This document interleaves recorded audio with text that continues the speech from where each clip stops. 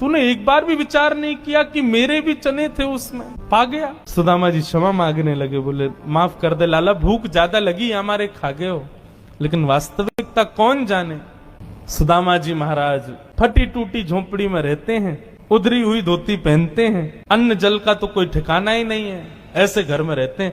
पत्नी बोली द्वारिकाधीश आपके मित्र हैं, आप जाते क्यों नहीं कभी उनसे मिलने। सुदामा जी बोले कहीं मेरी दशा देख करके कोई ये ना सोचे गरीब है, भिखारी मांगने आया, इसलिए मुझे अजीब लगता है। और दूसरी बात ये कि मैं कृष्ण का सखा हूं, अब कृष्ण तो बढ़िया राजकीय वेश में रहता है और मैं ऐसे रहता हूं, कोई मुझे देख करके कहीं ये ना सोचे ये कैसा सखा ठाकुर जी का, इसलिए मुझे लगता है कि मैं यहीं से ही उनको भज लूं, उनके पास ना जाऊं।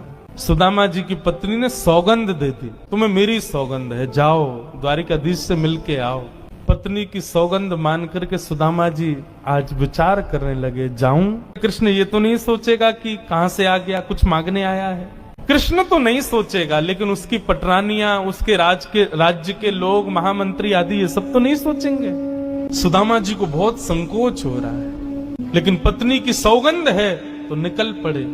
पत्नी ने 4 घरों में जाकर के अलग अलग एक एक मुट्ठी चावल लिए, जानबूझ क्यों, ताकि जब ये पोटली द्वारिकाधीश देखेंगे तो अलग अलग प्रकार के चावलों को देख के पहचान जाएंगे कि एक दाना भी सुदामा के घर का नहीं है, थोड़ी तो कृपा करेंगे मेरे ऊपर। सुदामा जी पोटली दबाए निकल पड़े।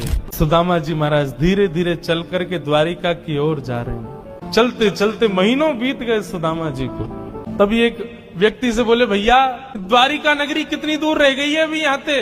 व्यक्ति हंस करके बोला भगवान आप गलत आ गए हो। बोले गलत, कितनी दूर आ गए? बोले अभी आप कम से कम 50 कोस और पीछे जाओ, वहां से एक रास्ता मुड़ेगा, वो द्वारिका को जाता है, आप तो कहीं और पहुंच जाओगे अभी। सुदामा जी महाराज बोले भले पधारे भैया द्वारिकाधीश। चलते चलते चलते मैं तो वैसे ही आधो जाऊंगा, मुंह तो लगे मेरे प्राण ही निकल जाएंगे, मैं द्वारिका पहुंच ही ना पाऊंगा।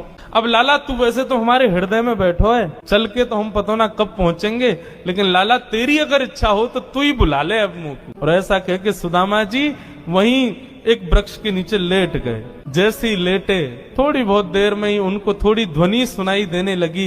नेत्र खोल करके देखा, सोने की नगरी है, चारों ओर जय श्री कृष्ण जय श्री कृष्ण जय श्री कृष्ण नाम की ध्वनि आ रही है। सुदामा जी महाराज थोड़े प्रसन्न हो गए, बोले भैया ये कौन सी नगरी है? किसी व्यक्ति से पूछा ये कौन सी नगरी है? बोले भगवान ये द्वारिकापुरी। मेरे कृष्ण मित्र की नगरी द्वारिका? बोले हाँ ये द्वारिकाधीश की नगरी द्वारिका। सुदामा जी तो नाचने लगे, जय